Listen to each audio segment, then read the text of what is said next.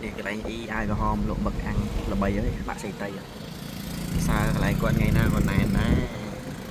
đây là cái con là bay nó số bay ta buông ô xem để con một lộ ba bay bạn xây tay nó ba nó pha bây giờ tới chừng mũi kia ở đi rồi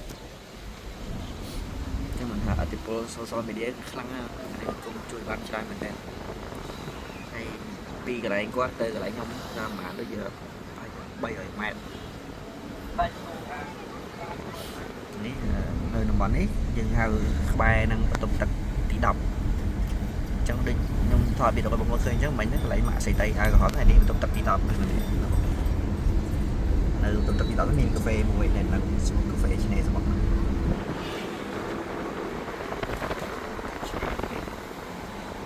ចឹងពីកន្លែងគាត់មកឆ្នេរកាហ្វេហ្នឹងប្រហែលជា100ម៉ែត្រ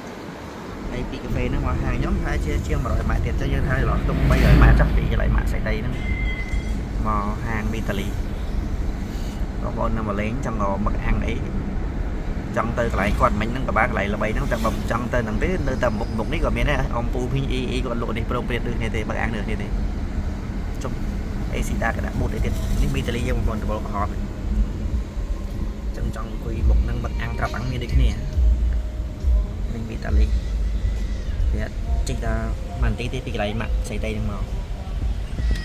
មកលេងបានបងប្អូន